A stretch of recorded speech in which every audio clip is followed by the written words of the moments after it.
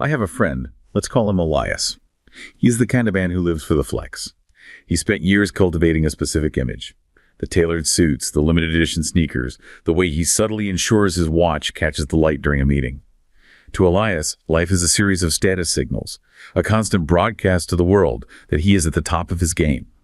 But a few nights ago, something shifted. We were out, and he was scrolling through a luxury auction site, hovering over a vintage piece he'd been obsessed with for months.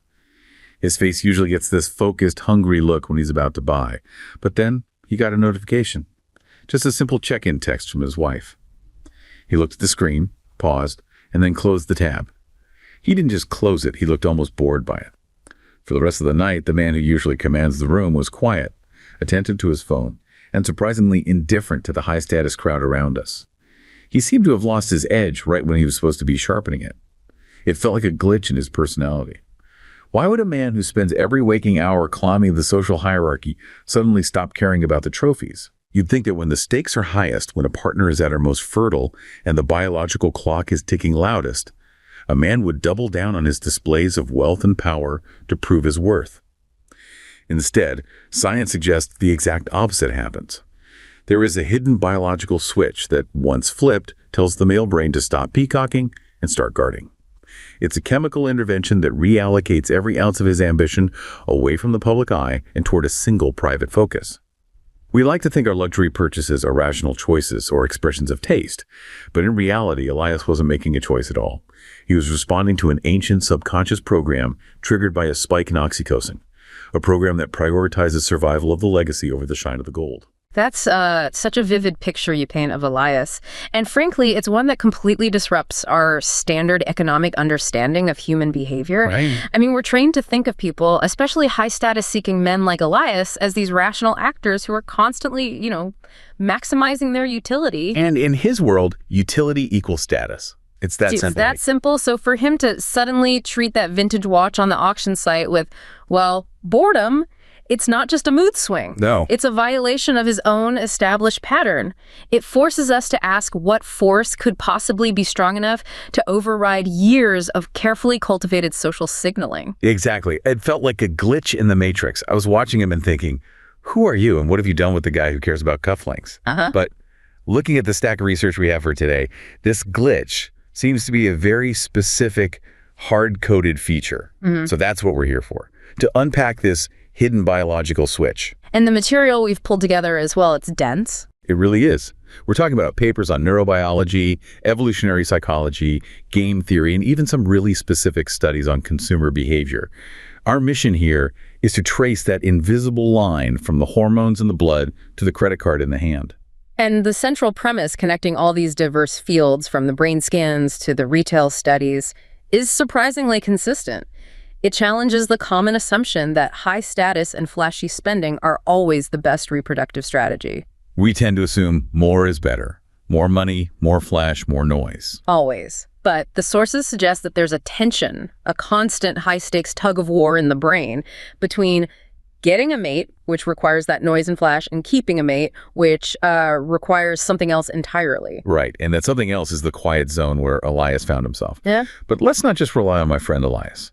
I want to bring in another story that popped up in our research stack, which really hammers this home. So I was scrolling through a digital anthropology forum recently and came across a story that perfectly illustrates how our biology dictates our bank accounts. Imagine a man named Julian in London. Okay. Julian is described as a high-flying marketing executive who lives for the status game. He's the archetype of the modern metrosexual alpha. Usually, Julian is the first to pre-order the newest titanium smartwatch or the most aggressive Italian suit to signal his success at the office. He's operating in a high-density, competitive environment. In a place like London, those signals, the watch, the suit, they are like the language of competence. Precisely. But he shared a post about a strange week where his entire financial appetite shifted. He was standing in a luxury boutique, card in hand for a limited edition briefcase, something he had supposedly wanted for months. The trophy at the end of the hunt. Exactly. He's standing there, smelling the leather, looking at the logo, and he suddenly felt a wave of total indifference.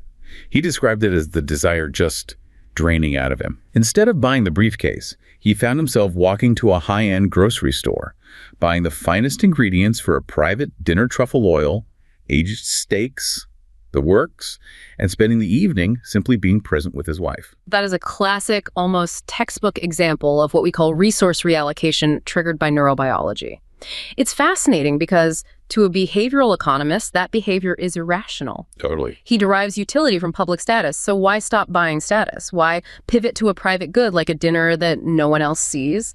But to a biologist, it makes perfect sense. The currency has changed. I find this fascinating because it mirrors the research on how oxytocin acts as a biological brake. When his partner entered her most fertile window, Julian's brain essentially told him that peacocking for the public was a waste of resources. A misallocation of capital, so to speak. His evolution prioritized resource reallocation, moving wealth from public displays of power to the internal fortification of his relationship. From my perspective, it's a humbling reminder that no matter how modern we think our consumer habits are, we're often just playing out ancient scripts of paternity assurance. Julian's experience helps us visualize the mechanism, but you mentioned oxytocin there, and I think we need to pause and really dismantle the popular myth about oxytocin. Okay. It's crucial to understanding this switch, and the popular understanding of it is frankly getting in the way of the truth. You mean the cuddle hormone thing? Because that's what everyone calls it. You hug someone, you get oxytocin, you feel warm and fuzzy. The greeting card version of endocrinology, that is the greeting card version, yes. And it's mostly wrong, or at least dangerously incomplete. It frames oxytocin as this purely benevolent, soft chemical. Which it isn't. But the clinical reality is much more complex and, frankly, more interesting. Oxytocin isn't just about affection. It's a modulator of social perception. It changes how we see the world and the people in it. How so? There was a fascinating study out of the University of Haifa that looked at this specifically. They administered intranasal oxytocin to participants, literally spraying the hormone up their noses to bypass the blood-brain barrier. Whoa, okay. And then showed them videos of various social interactions to see how they interpreted them. Okay, so they're juicing people up with raw oxytocin and asking, what do you see? That sounds like a recipe for a very strange psychological trip. What did they find? The results showed a stark gender divide, which is often where the most interesting evolutionary insights hide. It always seems to come back to that. It does. When women were given oxytocin, it significantly improved their ability to identify kinship relationships. Kinship, you mean like family? Exactly. They became much better at spotting who is related to whom, understanding the bonds of family and social glue. It enhanced their ability to read the network of care. Okay, that tracks with the cuddle narrative to some extent. It's about bonding. It does, but here is the twist. When men were given the exact same dose, it didn't make them focus on cuddling or kinship. What did it do? It improved their ability to identify competitive relationships. Wait, hold on.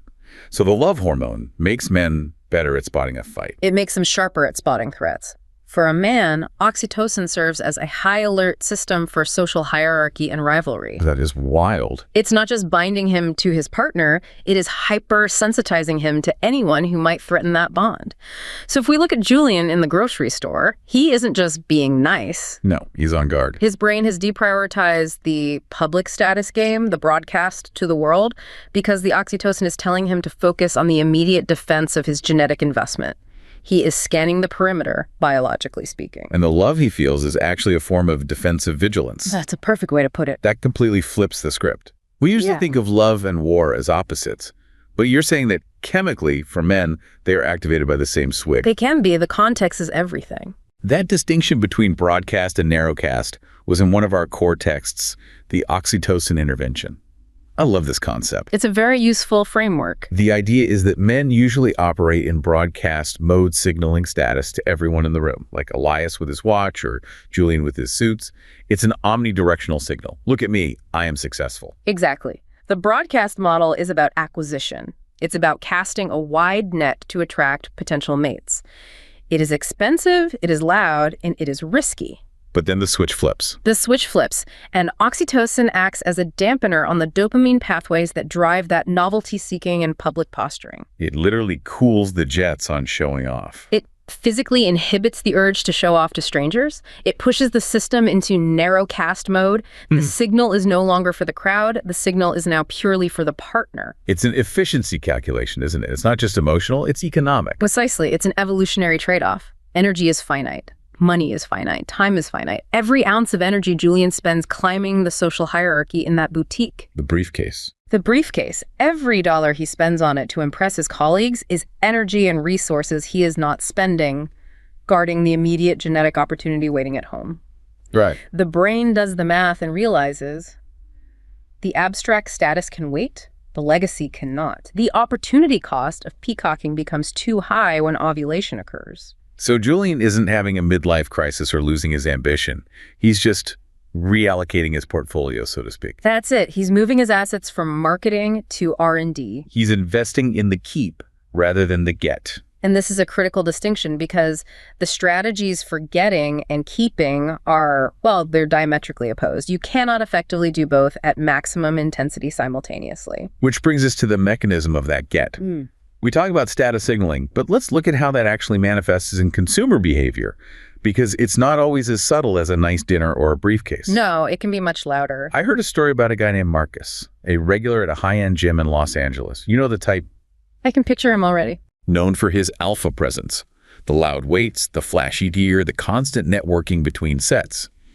He is the guy who treats the gym floor like a stage. It's another room always. Always. But one of his trainers noticed a recurring pattern. Every few weeks, Marcus would effectively go dark. He'd trade his bright, form-fitting gym wear for a plain gray hoodie, avoid the center of the floor, and spend his time intently focused on his girlfriend, who also trained there. He lowering his profile. He wasn't just being nice, he was subconsciously suppressing his own extra pair attraction signals. That is a fascinating observation by the trainer, and it aligns perfectly with the research. And while some might view this through a lens of toxic possessiveness, hovering over the partner, I see it through the lens of the evolutionary stable strategy mentioned in the framework. Marcus wasn't being insecure in the modern psychological sense. His biology was modulating a trade-off. By dimming his own status signaling, he was reducing the risk of attracting rivals and ensuring his energy was directed toward mate guarding. It's a defensive crouch. It's an intense, almost primal defensive crouch designed to protect the genetic legacy. It shows that even the most confident men are subject to a chemical shift that values ours over mine. Marcus's gray hoodie phase is a perfect behavioral illustration of what researchers Sundy, Kenrick, and their colleagues describe as the dynamics of conspicuous consumption. Okay, let's unpack that. But before we do, we should probably define conspicuous consumption for people who haven't read Thorstein Veblen lately. Good call. It is a term that gets thrown around a lot, but the evolutionary definition is quite specific. In lay terms, conspicuous consumption is basically showing off, right? Buying things, specifically because they are expensive and visible. That's the gist of it. But in evolutionary terms, it's costly signaling. The peacock's tail. The peacock's tail. It's the classic example. It's heavy, it makes the bird hard to fly, and it attracts predators. It is incredibly wasteful and dangerous to grow. So it's a liability. It's a huge liability. But that waste is the signal. It says, I am so genetically fit, I can afford to waste energy on this tail and still survive. And thrive. And thrive. Yeah. In humans, that tail is the Porsche, the titanium watch, or the limited edition sneakers. It signals surplus resources. It tells the world, I have so much that I can afford to burn some of it on things that have no survival value. I can afford to blow money on this, so clearly I have resources to spare. It's a brag. It's a biological brag, exactly. But here is the nuance that connects back to Marcus and his gray hoodie. Research shows that men specifically engage in this conspicuous consumption when they are primed with short-term mating motives. Oh, that's interesting. So it's not for finding a wife. It's for finding a fling. When the goal is a new partner or something not long-term, the spending goes up. And women pick up on this. They absolutely do. Women accurately perceive this. Studies show that women look at a guy in a flashy Porsche and think he's interested in a good time, not a long time. They associate the flashy signal with low investment and high genetic quality. So the flashiness is a mating call. It's a billboard that says open for business. But if Marcus is already in a relationship and his girlfriend is in her fertile window, that mating call becomes a liability. That is the paradox. If you are blasting a signal that says, I am rich, fit, and looking for short-term fun, you are attracting other potential mates. But you are also attracting rivals who want to challenge you. You are putting a target on your back. A huge one. If your goal is to ensure that your current partner carries your offspring, specifically during that high fertility window, you want to minimize interference. You don't want to attract rivals. You want to close the shop. So you put on the gray hoodie, You dim the lights, you take down the billboard. You dim the lights to avoid what we call extra pair attraction signals. But notice, Marcus didn't just disappear. He stayed close. Right. He was still there, just quiet. This aligns with research by Shackelford regarding concurrent anti-cuckoldry tactics. They found that men engage in mate guarding, which is that vigilance Marcus showed, and in-pair copulation simultaneously. In-pair copulation being the scientific term for having sex with your partner. Okay, got it. The research shows these two things spike together. You guard the perimeter to keep rivals out, and you increase intimacy to ensure your sperm is the one that wins the lottery. So it's a two-pronged attack, basically. It is a dual-pronged strategy to deal with paternity uncertainty. It is not enough to just keep other men away. You must also ensure your own genetic material is the one that is utilized. Right, because biologically, a man can never be 100% sure the offspring is his, unlike the woman. Exactly. A woman knows the baby is hers. A man, historically speaking, has to trust. So the stakes of that glitch, that moment where the wife texts Elias or Marcus's girlfriend is at the gym, are incredibly high. It explains the intensity. High enough to override the desire for a new Rolex, yes. The biological imperative to avoid raising another man's child cuckoldry is one of the strongest drivers in male evolutionary psychology. It's the ultimate evolutionary dead end. The ultimate dead end. Investing your resources in someone else's DNA. The brain has evolved powerful subconscious subroutines to prevent that from happening. It's wild to think that our shopping habits are just collateral damage in this biological war for legacy.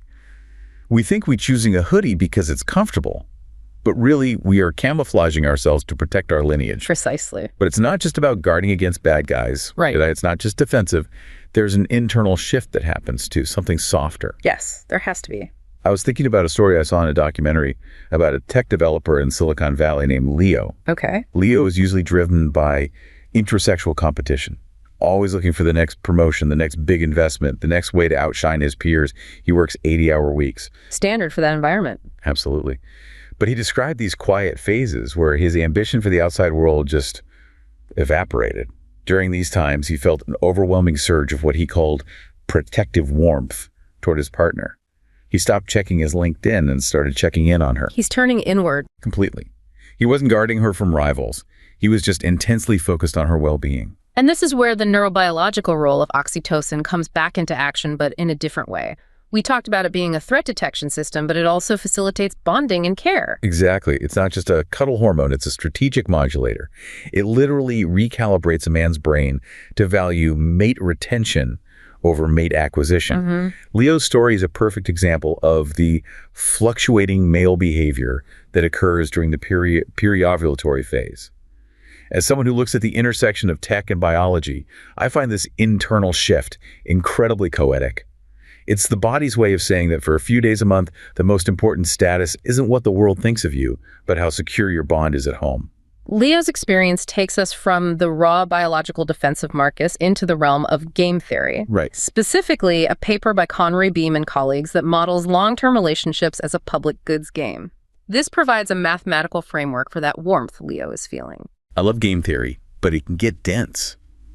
Break down the public goods concept for us in this context. How do we gamify a relationship? Okay, so imagine a pot of resources in the middle of a table. In a relationship, the public good is the relationship itself, and biologically, the offspring. The shared project. Shared project. Yeah.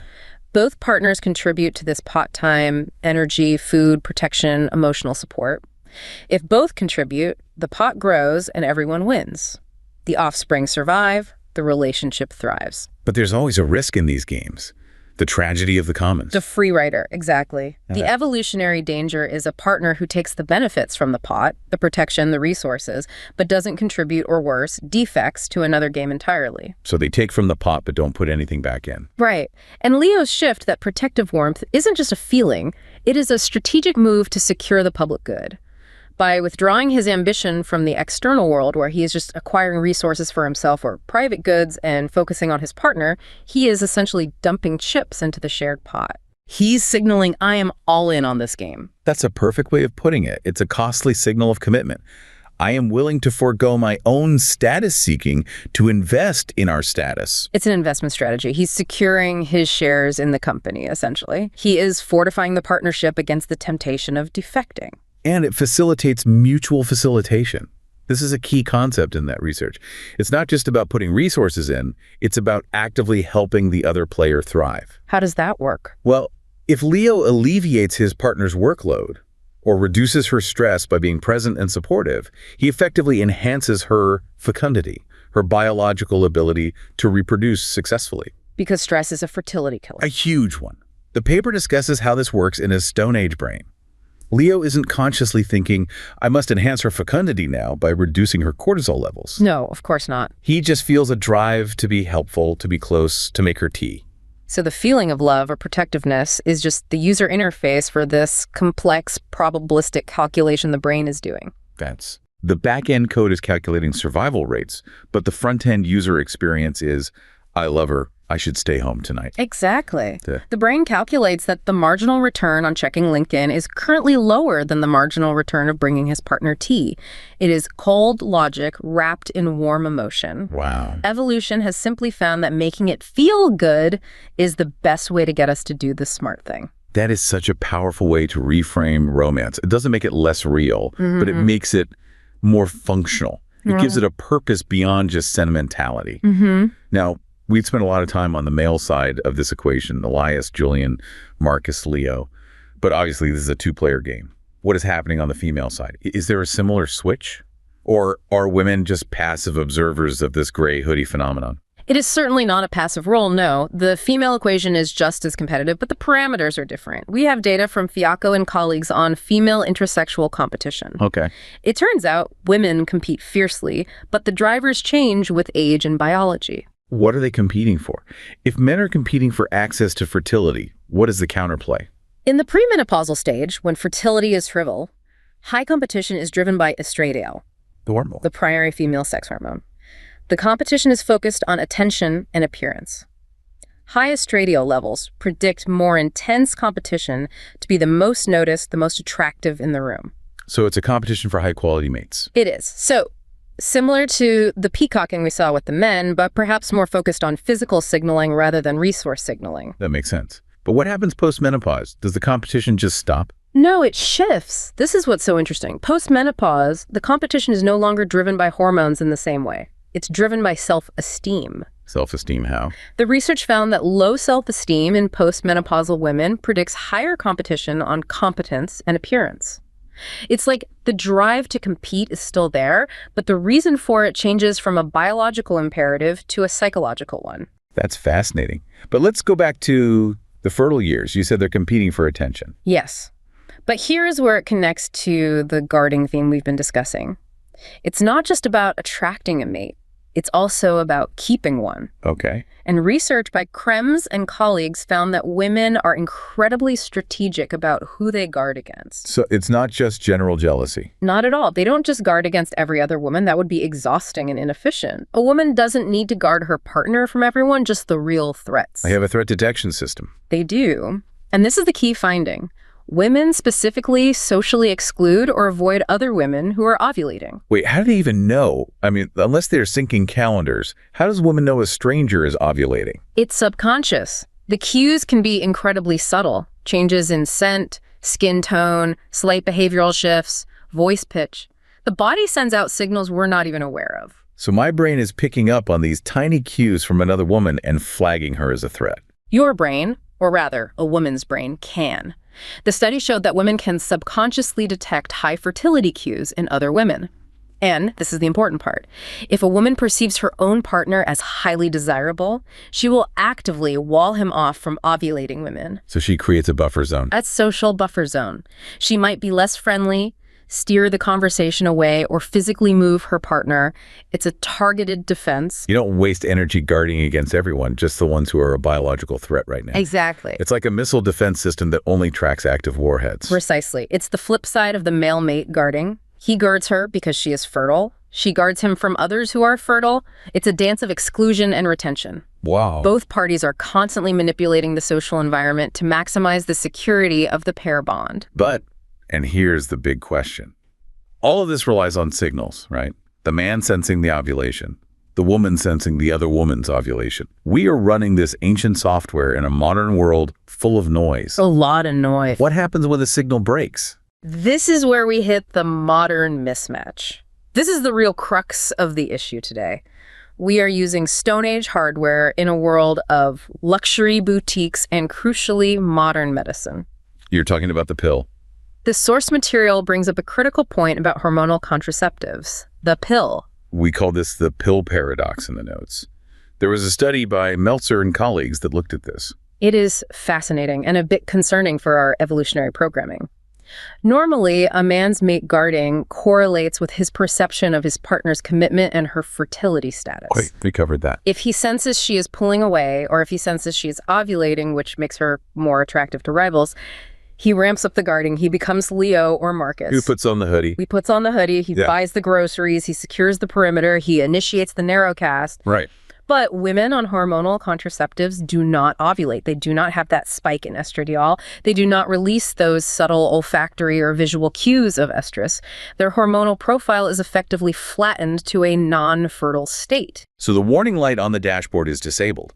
The signal that tells the man, high stakes, guard now, is simply never sent. Exactly. The study found that men with partners on the pill did not increase mate guarding even when the relationship commitment was low. Even when there were other signs of trouble. Even then, the chemical trigger was missing. The man's brain assumes there is no urgent genetic risk, so the behavior doesn't change. That is profound. So Elias might not have closed that laptop if his wife was on the pill. It is entirely possible. If the biological signal of critical window is chemically suppressed, the male brain might not initiate the narrowcast shift. He would have bought the watch. He might keep broadcasting, keep buying the watches, keep looking for status, keep holding court in the center of the gym, because the urgency of the public good investment isn't registering. He stays in acquisition mode because his biology doesn't realize it's retention time. It fundamentally alters the dynamics of how we maintain relationships. We might be missing out on these natural cycles of reconnection, these quiet phases, because the chemical rhythm is flatlined.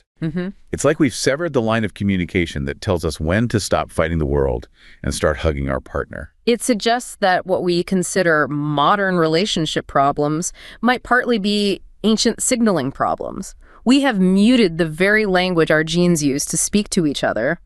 We are trying to navigate a complex emotional landscape with our GPS signal jammed. That's a great way to put it. So where does this leave us? We started with Elias closing his laptop on a vintage watch, and we've gone through neurobiology, game theory, and the pill. It feels like we've covered a huge amount of ground. It brings us back to synthesis, I think. We started by asking why a man would stop flexing when the stakes are highest. And the answer is? The answer is that he stops flexing because the stakes are highest. The very act of stopping is the strategic move. The switch is real. It's a move from broadcasting to the world to investing in the home. And it is orchestrated by oxytocin and estradiol. These aren't just background chemicals, they are the puppet masters. They determine whether we buy the Porsche or the groceries.